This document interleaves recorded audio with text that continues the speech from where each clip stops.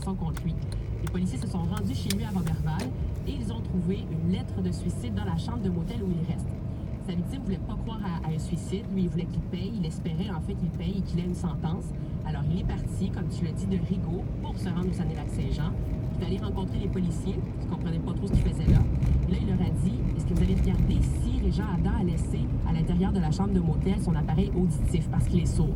S'il l'a laissé, bien, ça pourrait en dire long sur est-ce qu'il s'est vraiment enlevé la vie ou pas. Il a dit aussi, peut-être qu'on pourrait retourner dans la chambre de motel pour fouiller davantage. Alors, il est retourné lui-même avec les policiers dans la chambre. Et là, il va nous raconter la suite. Je lui ai parlé, on ne peut pas l'identifier. On est rentré dans sa chambre. Ils m'ont fait rentrer qu'eux autres dans sa chambre de mon agresseur. Là, j'étais avec une policière. Là, elle fouille un peu l'instruire. Là, il y a un autre policier qui arrive. Là, il regarde dans la chambre de bain. Je te dis, j'ai des frissons. Il regarde dans la chambre de bain, il sort revient. Il regarde l'autre policière. Hey, il est là. Sa face, la façon qu'il a dit ça, c'est qu'il est là, mais il est plus là. Il est mort. Là. Il s'est enlevé la vie. Là, moi, je suis parti dehors en grosse crise. Puis là, la policière est venue me voir. Elle est venue me dire, il est vivant. Je suis comme, niaise pas, il est vivant. Là. Elle dit, oui, il est vivant. Elle dit, oui, il est vivant. Il est vivant, il était caché dans un armoire. Il était caché dans une armoire de la salle de bain pendant tout ce temps-là. Il est vivant. Et là, il est sorti donc de la chambre de motel, les menottes au poignet. La victime a attendu à l'extérieur et s'est adressée à lui. Là, c'est le temps de le dire qu'est-ce que tu m'as fait avant de t'en aller en vacances, là, parce que ça ne semble pas de t'en aller avec le cœur vidé, là. Mais il m'a regardé, puis il m'a ri dans la face, puis il s'est embarqué dans le champ. Je vais avoir réussi, après plus que 2 ans, à me battre contre lui, à faire en sorte qu'il paye. Et dans une couple de jours, il va être revenu dans le coin. Et je vais être là, comme j'étais allé il y a 2 jours, pour le regarder dans les yeux, puis dire « Bye, mon âme, profite de ton temps en vacances. » Alors, il va retourner au palais de justice pour assister à sa prochaine comparution la semaine prochaine à Valleyfield. Très bien. On va maintenant parler de l'opération turque contre les Kurdes.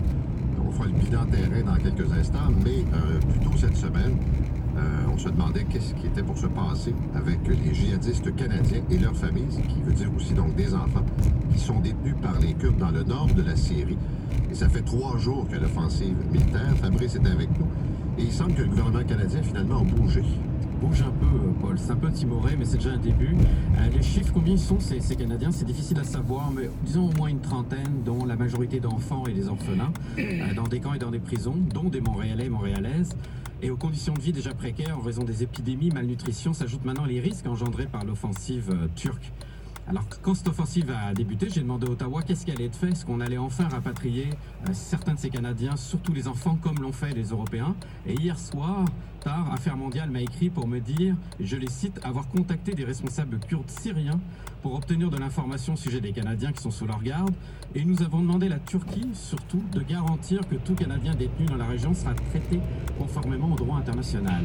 Pourquoi on dit ça? C'est parce qu'il faut savoir qu'au moins un camp et une prison où il y a ces fameux Canadiens sont dans la zone de 30 km que convoite la Turquie pendant cette opération militaire.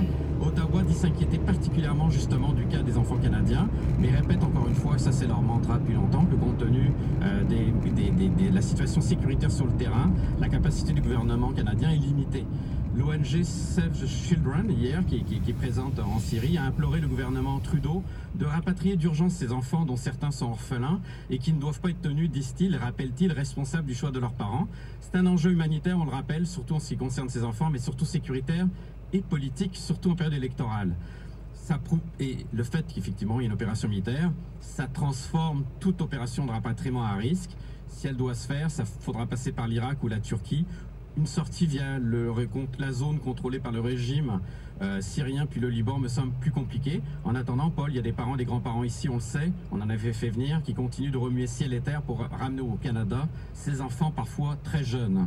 Bon, et sur le terrain, là, c'est la 3e journée de l'opération. Comment les Turcs avancent? Alors, la fameuse opération qui est baptisée Source de paix, déclenchée mercredi. Donc, ça vise, on le rappelle, à occuper, avec l'aide de milices syriennes, dont certains sont des groupes, on va dire, islamistes modérés, une bande de 30 km en plein territoire kurde syrien, que Ankara considère comme terroriste. Le bilan, c'est difficile, c'est un front assez large, une centaine de kilomètres. Pour le moment, on remarque surtout des bombardements aériens et terrestres sur des villes limitrophes comme Kobané, une ville symbole, la première que les Kurdes avaient repris au groupe armé État islamique il y a 5 ans, jusqu'à Kamishli, la capitale de la région autonome kurde, où d'ailleurs les Kurdes accusent la Turquie d'avoir sciemment bombardé une prison où sont détenus des djihadistes étrangers. On dénombrerait, mais ça c'est difficile aussi de savoir, une trentaine de victimes civiles, dont des enfants. Toujours les mêmes images, Paul, de civils qui fuient. Et hier, tandis que certains pays européens demandaient à l'ONU l'arrêt immédiat de l'opération, le président Erdogan a menacé l'Europe d'ouvrir les portes et de leur envoyer, je le cite, 3,6 millions de migrants. Vladimir Poutine lui-même s'est inquiété ce matin de l'impact, comme on l'a dit hier, et le risque d'évasion de milliers de djihadistes. Pendant ce temps-là, les forces spéciales américaines ont évacué une cinquantaine de djihadistes considérés comme dangereux vers l'Irak pour être certains qu'ils ne s'envolent pas dans la nature. Merci. Un petit mot en terminant sur une attaque au couteau qui s'est produite ce matin au Royaume-Uni. Oui, à Manchester, dans le nord de l'Angleterre. C'est survenu dans un centre commercial. On dit que l'assaillant, âgé de 40 ans environ, aurait fait au moins 5 blessés. On n'est pas certain s'il y a des morts. Donc l'homme a été arrêté et c'est la police antiterroriste qui fait enquête dans cette affaire. Très bien, on fait une pause et puis au retour, on va parler de la soirée du Canadien hier, match d'ouverture, début de la saison locale. Dans les 3 catégories analysées par l'Institut des finances publiques et de la démocratie de l'Université d'Ottawa. La version remaniée a ensuite obtenu la note de passage dans 2 catégories, mais a encore échoué en matière de gestion budgétaire responsable. Ici Thomas Gerbert, Radio-Canada, Montréal. Maintenant, on vous emmène dans une circonscription à surveiller, celle de Berthier-Masquinongé, c'est en Mauricie, où une lutte à 2 se profile entre le NPD et le Bloc québécois. La candidate bien connue du NPD, Ruth-Hélène Brosseau, représente la circonscription. Souvenez-vous, c'est elle, en 2011, qui avait profité de la vague orange. Elle avait été élue sans faire campagne pratiquement. Or, depuis, elle a su gagner le cœur des gens de la région, mais rien n'est acquis sur le terrain. Reportage Amélie Desmarais. Le Parti libéral et le Parti conservateur sont vraiment du pareil en main. Depuis son élection aux côtés de Jack Layton en 2011, la voix de Ruth-Hélène Brosseau a résonné des centaines de fois à la Chambre des communes. La députée parachutée dans Berthier-Masquinongé a maintenant pris pays et souhaite continuer à se faire entendre pour l'environnement. On se rappelle très très bien toute la saga avec NRJS. Pour nous, c'est clair, d'une province à l'autre, NRJS, c'est non. Le développement du pipeline Trans Mountain, c'est non. Ses adversaires, la conservatrice Josée Bélanger et la libérale Christine Poirier, briguent toutes deux pour la première fois les suffrages dans la circonscription d'un peu plus de 100 000 habitants. C'est le Québec qui va décider, mais nous, ce qu'on veut, c'est un corridor énergétique qui va avantager tout le monde. On l'a acheté, hein, le pipeline, mais malgré ça, je veux dire, pour chaque dollar qui a été investi dans l'achat du pipeline, il y en a 15 qui ont été investis dans l'environnement. Avec une opposition forte, peut-être que le pipeline n'aurait pas été acheté. Yves Perron, président du Bloc québécois, croise le fer avec Ruth-Hélène Brosseau pour une 2e fois dans Berthier-Masquinongé. La question de l'urne, moi, je pense qu'il faut que ce soit qui va parler pour le Québec. Comme lors de la dernière élection, une lutte à 2 se dessine entre le candidat du Bloc et la députée sortante. L'honneur de vous représenter depuis 8 ans. 8 ans après la vague orange, Ruth-Hélène Brosseau pourrait bien être une des rares néo-démocrates à conserver son siège au Québec. Ici Amélie Desmarais, Radio-Canada, Louisville. Et puis enfin, ceux qui veulent voter peuvent commencer à le faire aujourd'hui. Le vote par anticipation se tient jusqu'à lundi. Les bureaux ouvrent à 9h. Ailleurs dans le monde, the Nobel Peace Prize for 2019 Le prix Nobel de la paix le plus attendu de la semaine a été remis ce matin au premier ministre de l'Éthiopie, Abiy Ahmed, l'artisan d'une spectaculaire réconciliation entre l'Éthiopie et le pays voisin, l'Érythrée. Alors, qui est-il exactement? On en parle avec Manon Globensky. Manon, il a 43 ans. Il est le plus jeune dirigeant d'Afrique.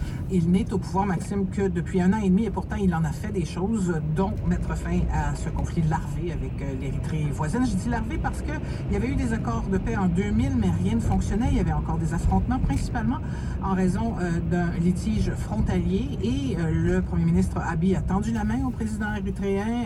Et 3 mois après son arrivée au pouvoir, on a annoncé la réconciliation. À partir de là, le rapprochement s'est fait très vite. On a ouvert des ambassades, les postes frontières, il y a eu visite officielle.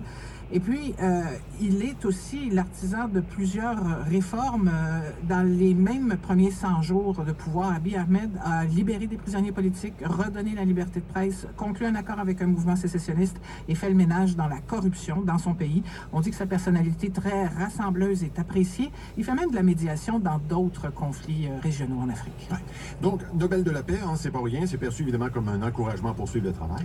C'est un Nobel qui est perçu comme étant entre celui de Barack Obama, donné pour l'espoir qu'Obama suscitait, et celui de Juan Manuel Santos pour la stabilité qu'il a ramenée en Colombie. Alors oui, il reste du travail à Abiy Ahmed. La frontière avec l'Érythrée a été refermée en décembre et en Éthiopie, le coût de la vie demeure très élevé. Merci, Manon. Et puis en attendant, celui que vous entendez, c'est l'ancien cosmonaute russe Alexei Leonov qui a été le tout premier à marcher dans l'espace. C'était le 18 mars 1965. Il est mort aujourd'hui à l'âge de 85 ans. Alexei Leonov accomplit son exploit alors qu'on s'en souvient bien sûr, la course à la Lune à l'époque avec les États-Unis. Voilà, c'était le Radio Journal. Restez à l'écoute dans un instant votre émission du matin. Ici Maxime Coutier. Bonne journée.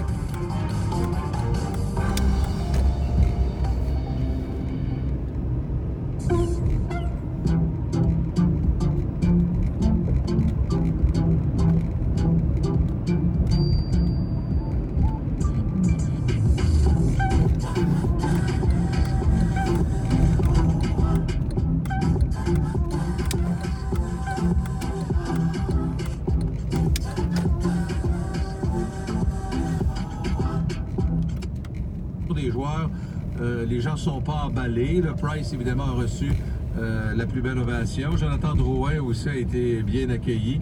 Mais pour le reste, là, tu sais, quand tu dis que Stéphane Waite, l'entraîneur des gardiens, est plus applaudi que quelques joueurs, là, ça te donne une idée. Donc, il n'y a pas un niveau d'attachement très fort. Non, mais c'est ce qu'on dit ce matin. C'est comme si les gens, l'attachement n'est plus là, ou si on attend quelque chose pour s'emballer, puis...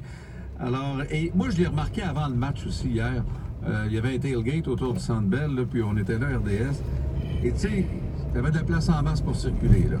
Mais moi, je suis parti à 6h moins quart, moins 10 pour retourner à RDS. Peut-être qu'après, là, il y a eu de plus en plus de gens qui sont... Mais je me souviens, à une certaine époque, là...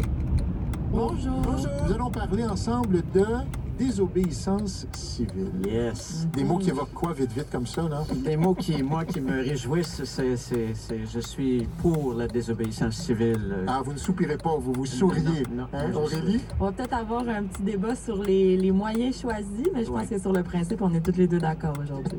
On vous retrouve tout à l'heure. Merci d'être avec nous. On commence, bien sûr, avec Yves Desautels, qui est dans la circulation. Un matin, somme toute, tout à fait correct, là, Yves. Oui, c'est pas trop mal. Beaucoup mieux que le matin où on a fermé le pont Jacques-Cartier, se dit en passant. Du côté de Bonaventure, par contre, c'est très lent avant. C'est avant le pont Victoria. Pour aller vers le centre-ville, il y a les travaux, là, vous savez, sur Wellington. Ça dérange.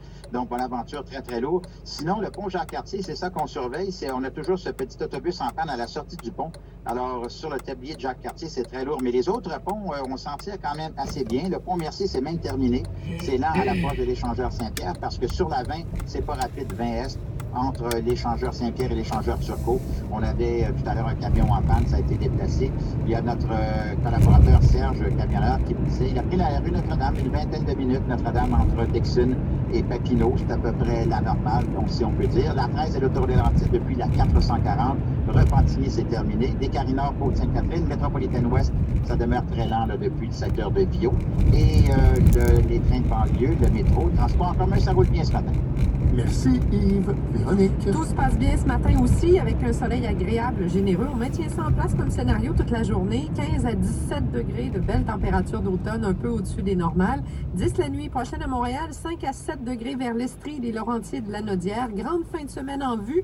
Un ennuagement samedi, quelques gouttes samedi soir et variable pour dimanche et lundi. Alors, dans l'ensemble, on fera un constat d'une plutôt belle, longue fin de semaine. Du temps un petit peu plus frais dimanche et lundi, cependant. En ce moment, il fait 7 toujours. Merci Véronique. Alors, mercredi dernier, si vous étiez avec nous, vous vous en souvenez. D'ailleurs, des gens m'en ont parlé cette semaine, tellement c'était bouleversant. On a parlé en ondes au chroniqueur René Vézina. Il nous racontait que son fils Étienne, 18 ans, avait été porté disparu alors qu'il était en voyage seul à Paris. Une publication publication Facebook d'Étienne inquiétait grandement. Ça ressemblait à une lettre d'au revoir, d'adieu, peut-être même plus, là, vous comprenez ce que je veux dire. Eh bien, bonne nouvelle ce matin, hein, avait été porté disparu. Pourquoi je dis ça au passé? Ben, c'est qu'on a appris tout juste avant le grand radiojournal qu'Étienne a été retrouvé sain et sauf et que sa mère est auprès de lui. Alors vraiment, c'est une excellente nouvelle et nous en sommes heureux, rassurés. Surtout, on est rassurés. Voilà. Merci beaucoup. L'actualité, vue par Philippe Audrey, la rue Saint-Jacques. Mon cher Philippe Audrey, à Chicoutimi, comment ça va? Ça va très bien, vous? Premièrement, vous m'entendez bien, j'imagine? On vous entend très bien. C'est pas comme si vous étiez à l'autre bout du monde, là. Non, quand même pas. Non, effectivement, je suis au royaume du Saguenay pour des spectacles avant de revenir à Montréal. Ben, merci d'être avec nous malgré tout. On vous souhaite ça fait plaisir. Bon séjour au Saguenay et bon spectacle. Et on commence par parler quoi? Du débat des chefs? Oui. En fait, je vais me permettre de citer un titre du Journal de Montréal qui, en parlant du débat des chefs, a dit « Match nul ». Et effectivement, c'était assez nul, merci, j'ai trouvé comme match. Et là, évidemment, je suis pas un expert, donc je jouerai pas au jeu de l'analyse. Je vais proposer par contre un portrait des chefs à travers le prisme de la mythologie antique. Parce qu'on sait que vous aimez beaucoup ça. Oui, et je sais que les gens ont vraiment le goût un vendredi matin de se faire parler de religion morte depuis 2500 ans. J'ai un sens du populaire inné quand même. Donc, je vais commencer directement avec, à tout seigneur, tout honneur, notre premier ministre Justin Trudeau qui, selon moi, serait définitivement Apollon. Et pourquoi? Parce que comme Apollon, premièrement, il est extrêmement photogénique, il accorde beaucoup d'importance à l'image et il accorde aussi une place aux femmes. Tant qu'elles sont là, en fait, pour le laver. Parce que si elles sont là pour le salir, elles sont rapidement écartées du cercle des intimes. On peut saluer en passant l'ex-ministre Wilson Raybould. Mais comme Apollon, on sait qu'il est très, très beau, mais on ne connaît pas exactement sa divinité. Hein? On ne connaît pas son contenu. Autrement dit, très bon pour l'image, moins pour le contenu, parfaitement l'image de M. Trudeau.